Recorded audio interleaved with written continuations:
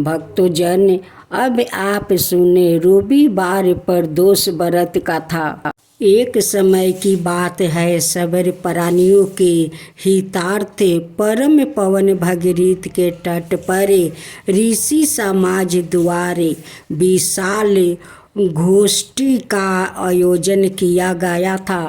इस सभा में व्यास जी का परम शिष्य पुराण बेता सूत जी महाराज हरि कीर्तन करते हुए पधारे। सूत जी को आते हुए देखकर सैन्य कादी के 81,000 ऋषियों मुनियों ने खड़े होकर दंडवत प्रणाम किया। महाज्ञानी सूत जी ने भक्ति भाव से ऋषियों को हृदय से लगाया और आशीर्वाद दिया। वृद्धन ऋषिगण और सभी शिष्यों आसनों पर विराजमान हो गए। सैनकादि ऋषि ने पूछा, हे पूज्यवर मत कृपाए यह बताने का कष्ट करे कि मंगल प्रद कष्ट निवारक यह व्रत सबसे पहले किसने किया है और उसे क्या फल प्राप्ति हुआ है। श्री सूत जी बोले, आप सभी शिव के परम भक्त हैं।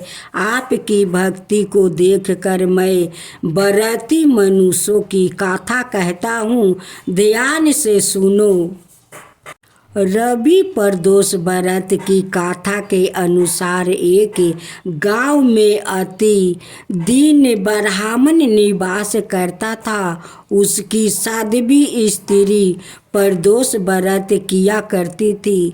उस एक ही पुत्रा रतन था। एक समय की बात है, वो पुत्रा गंगा स्नान करने के लिए गया। दुर्भाग्यवश मार्ग में चोर ने उसे घेर लिया और वो कहने लगे कि हम तुम्हें मारेंगे, नहीं तो तुम अपने पिता का गुप्त धन के बारे में हमें बता दो। बालक दीन भाव से कहने लगा कि बंधुओं, हम अत्यंत दुखी दीन है, हमारे पास धन कहाँ है। तब चोर ने कहा कि तेरे इस पोटली में क्या बांधा है। बालक ने निसंकोच कहा कि मेरी माँ ने मेरे लिए रोटी दी है। यह सुनकर चोरों ने अपने साथियों से कहा कि साथियों, यह बहुत ही दीन दुखी मनुष्य है, अतः हम किसी और को लूटेंगे। इतना कहकर चोर ने उस बालक को जाने दिया। बालक वहाँ से चलते हुए एक नगर में पहुँचा। नगर के पास एक बरगद का पेड़ था। वो बालक उसी बरगद के वृक्ष के छाया में सो गया। उसी समय उस नगर के सिपाही चोरों को खोजते हुए उस बरगद के वृक्ष के पास पहुंचा और बालक को चोर समझकर बंदी बना लिया। राजा के पास ले गया। राजा ने उसे कारावास में बंद करने का आदेश दे दिया। ब्राह्मणी का लड़का जब घर नहीं लौटा तब उसे अपने पुत्र की बड़ी चिंता हुई। अगले दिन प्रदोष व्रत था। ब्राह्मणी ने प्रदोष व्रत किया और भगवान शंकर से मन ही मन अपने पुत्र की कुशलता की प्रार्थना करने लगी। भगवान शंकर ने उसे ब्राह्मणी की प्रार्थना स्वीकार कर लिया। उसी रात भगवान शंकर ने उसे राजा को सपने में आदेश दिया कि वो बालक चोर नहीं है, उसे प्रातःकाल छोड़ दे, अनाथ उसका सारा राज्य वैभव नष्ट हो जाएगा। प्रात काल राजा ने शिव जी की आज्ञा अनुसार उस बालक को करवास से मुक्त कर दिया। बालक ने अपनी सारी कहानी राजा को सुनाई। सारा वृत्तांत सुनकर राजा ने अपने सिपाहियों को उस बालक के घर भेजा और उसके माता पिता को राज दरबार में बुलवाया। उसके माता पिता बहुत ही भयभीत थे। राजा ने उन्हें भयभीत देखकर कहा कि आप भयभीत ना हो, आपका बालक निर्दोष है।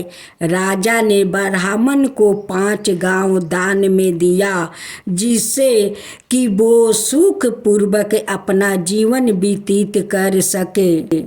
भगवान शिव की कृपा से ब्राह्मण परिवार आनंद से रहने लगा। अंत जो मनुष्य रवि प्रदोष व्रत को करता है वो सुखपूर्वक और निरोगी होकर अपना पूर्व जीवन व्यतीत करता है और उसके जीवन में सुखहाली आती है। भगवान भोलेनाथ की जय हो। भगवान भोलेनाथ की जय हो। भगवान शंकर को पति के रूप में पाने हेतु माता पार्वती कठोर तपस्या कर रही थी। उनकी तपस्या पूर्णता की और थी। एक समय वहाँ भगवान के चिंतन में ध्यान मगन बैठी थी। उसी समय उन्हें एक बालक का डूबने की चीख सुनाई दी। माता तुरंत उठकर वहां पहुंची। उन्होंने देखा एक मगरमच्छ बालक को पानी के भीतर खींच रहा है। बालक अपनी जान बचाने के लिए प्रयास कर रहा है और मगरमच्छ उसे आहार बनाने का करुणामयी माँ को बालक पर दया आ गई। उन्होंने मगरमच्छ से निवेदन किया कि बालक को छोड़ दीजिए, इसे आहार ना बनाइए। मगरमच्छ बोला, माता यह मेरा आहार है। मुझे हर छठे दिन उदार पूर्ति हेतु जो पहले मिलता है उसे मेरा आहार है।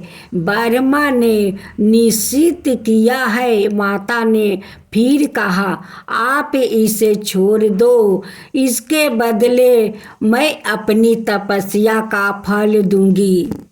गरहा ने कहा, ठीक है। माता ने उसी समय संकल्प कर अपनी पूरी तपस्या का पूर्ण फल उस गरह को दे दिया। गरहा तपस्या का फल को प्राप्त कर सूर्य की भांति चमक उठा। उसकी बुद्धि भी शुद्ध हो गई। उसने कहा, माता आप अपना पुण्य वापस ले लो, मैं इस बालक को ही छोड़ दूंगा। माता ने माना कर दिया और बालक को गोद में लेकर ममता माही माता दुलारने लगी। बालक को सुरक्षित लौटाकर माता ने अपने स्थान पर वापस आकर तप शुरू कर दिया।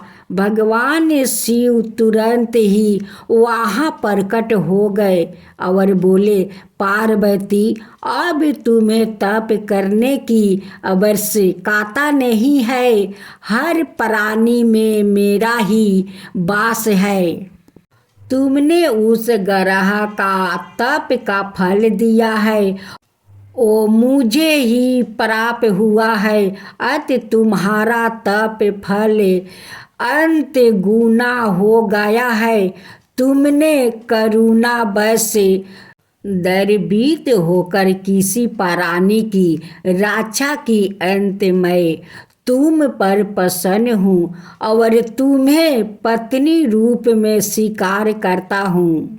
कथा का सारांश यही है कि जो परहित की कामना करता है उस पर परमात्मा की असीम कृपा होती है। जो बेआकित असहायों की सहायता करता है दयालु प्रेमी करुणाकारी होता है, ईश्वर उसको स्वीकार करते हैं। यह गाथा शिव पुराण में उल्लेखित है।